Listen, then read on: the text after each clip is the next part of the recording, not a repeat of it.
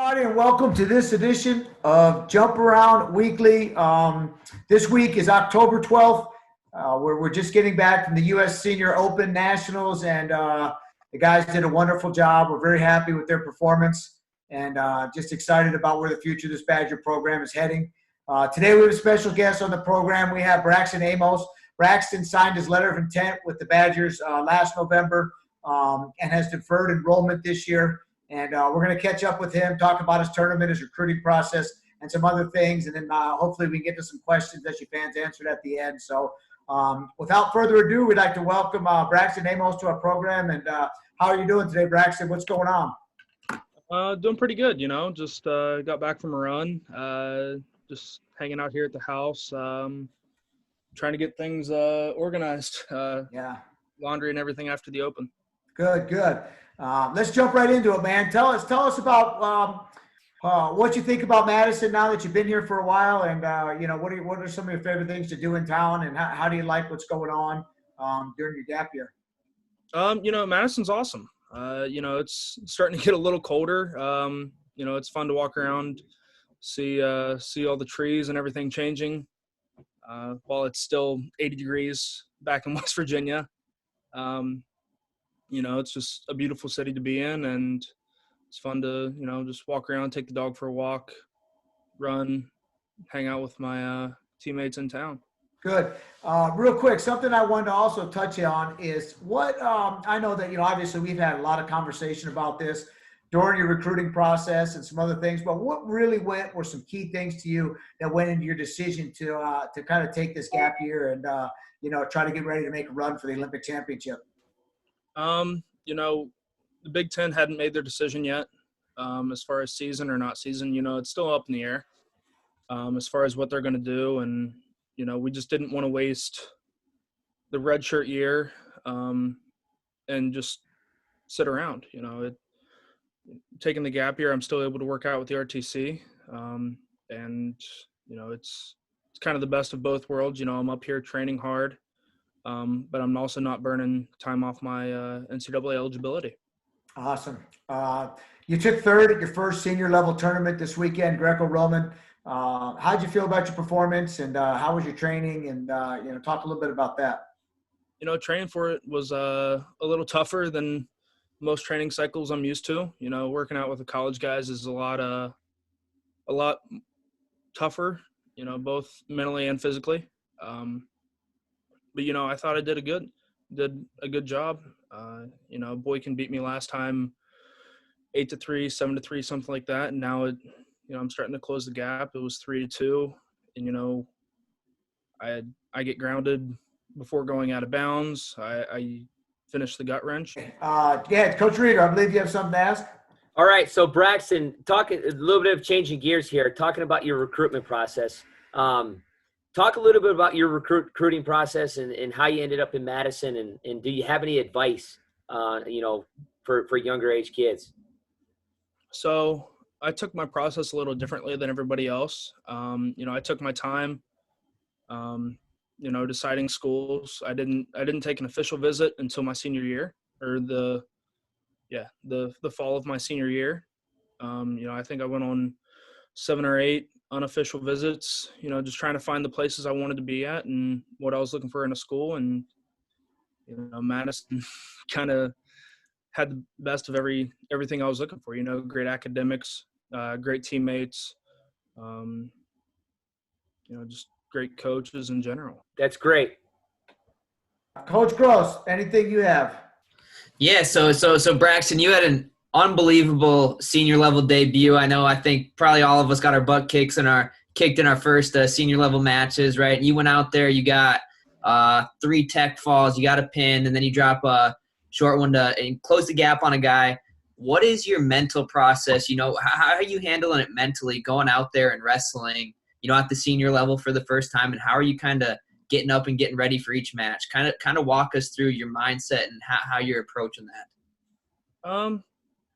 I'm just relaxed. We've done it all. We've done hundreds of simulation matches throughout just training, and it's just another match.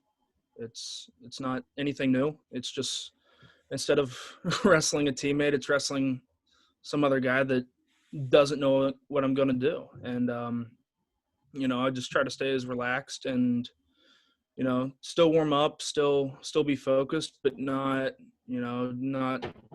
slapping myself in the face and doing all this crazy stuff you see guys doing on social media to warm up. I just stay relaxed and think about what I need to do. Yeah. And so kind of jumping off that, do you kind of do an exact same routine every time you get ready for a match? Is it just kind of go with the flow? I'm relaxed, whatever works. Is there something, some guys are superstitious, kind of, you have anything that's your thing? Not really. I try to stick to kind of the same routine. But,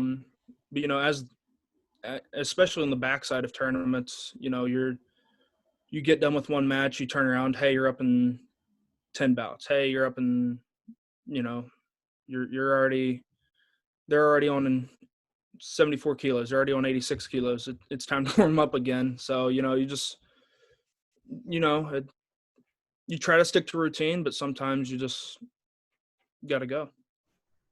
That's awesome. I agree with you, man. I know that when I was training, I had a routine, but sometimes you had to they call you up a little sooner than you think, and you just got to be mentally ready to get out there and go. So we're fired up that you're here, man, and I think you did a heck of a job this weekend, and I can't wait till obviously we get you in that singlet, down the road. And but I'm real fired up for leading into what we've got, the U20s and the U23s here coming up in November, and we just got some news this today that now they're going to have a Senior World Championships, I believe, over in Serbia, and then they canceled the U20s. I know you had some dreams of making that U20 World team, but I know we'll go down to that tournament and see you compete. Both styles, is that what the plan is? Yeah.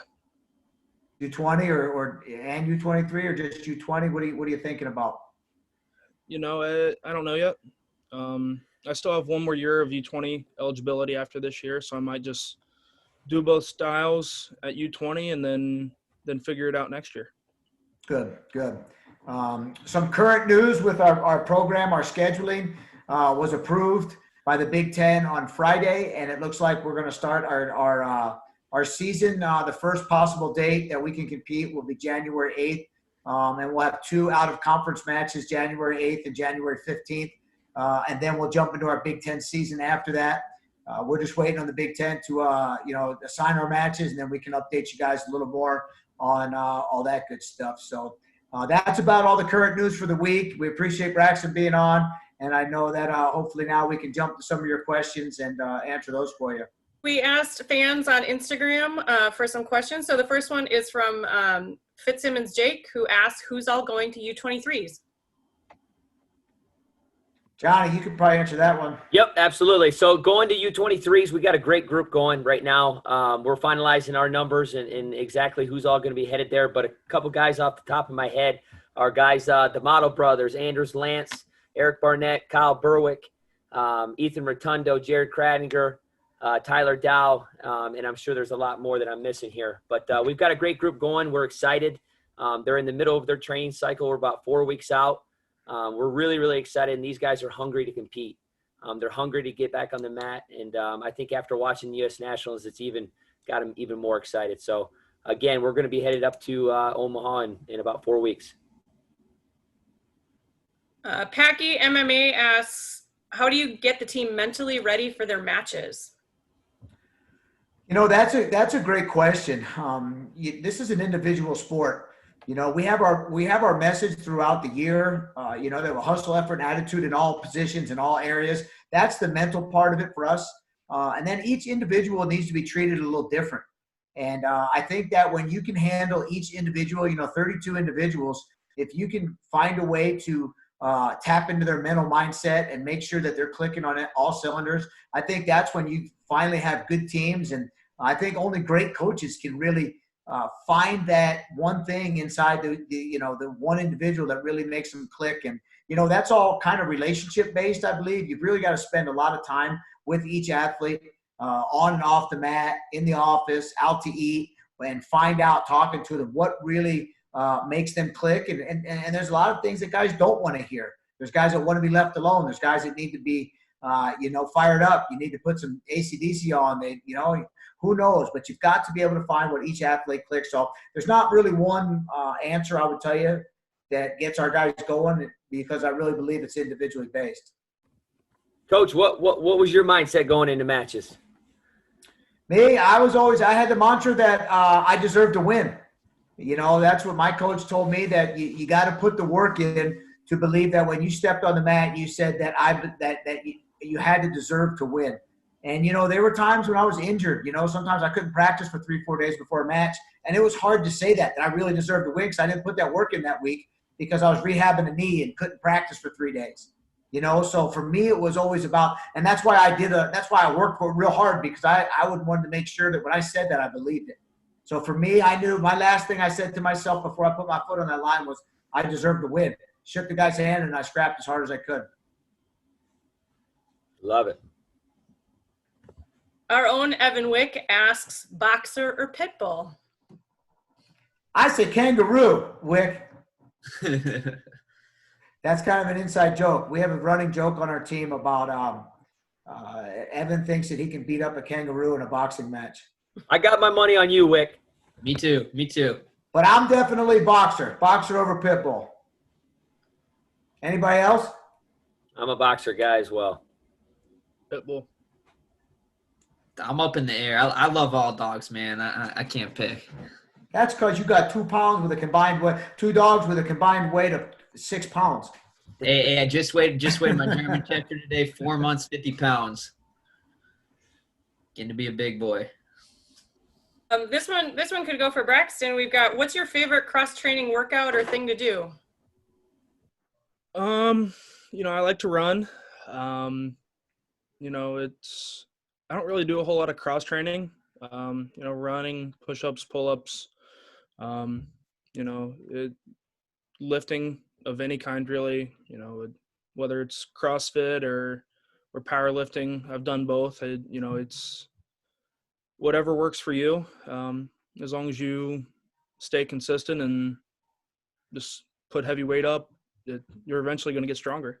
What about your basketball skills that you we do some CrossFit with? I wouldn't call them skills. I think the basketball games turn into wrestling practice a little earlier than whoever playing me wants to. So we have another question. How do you catch up to competition light years ahead of you? The bottom line too, if you can go out and recruit the best kids in the country and get the best kids in the country, you're going to win a lot. But then, can you get those real good kids to that next level? Is the next step. And I think that when you start putting together back-to-back recruiting classes, obviously you're going to have a lot of talent, and then you're going to be able to really compete with the top tier teams. But I also am a very strong believer in developing people. You don't have to be a number 1 or number 2 or blue chip recruit to win national championships. It's the mindset, it's the mentality, it's the buy-in, it's all those things. And if you look at our track record throughout our years, we've taken guys all the time that are not blue chip recruits and gotten them on the podium and gotten them to those national championship matches. So I believe it's all about recruiting, it's all about developing, and then it's all about that mindset of kids that want to be the best they possibly can in all aspects of their life. And then we've got just one last question from an aspiring future Badger potentially. It was, any advice on getting noticed as a senior in high school? It's a great question for you, Braxton. What would I would love to hear what you have to say about that. Doing Fargo, to get noticed at a high level, you can't just win a state title. In my mind, it may be different from other states, but, coming from West Virginia, winning a state title wasn't enough to get noticed. So, you got to go to the tough tournaments, U.S. Open, Junior Open, Fargo, anything that you can do at those national tournaments is going to get attention. In and social media plays a big part of that too. Just learning how to not market yourself, but how to not make yourself look like an idiot online is a big part of it. Exactly. That's a great answer. Great answer. So, all right. Well, we appreciate all the questions that came in. Braxton, we appreciate you being on here, buddy. And we love having you here in Madison, and glad you're a Badger. And we can't wait for your future. And it's going to be a bright one here. So, everybody, thanks for tuning in. We appreciate you watching it. We appreciate all the questions. Again, we'll be back here next week. Send your questions in. And we're excited to grow this thing, and we thank everybody for supporting us and actually giving us feedback. It was great to get some feedback from you. So, again, thanks for tuning in, and everybody make sure you start your week off right and jump around.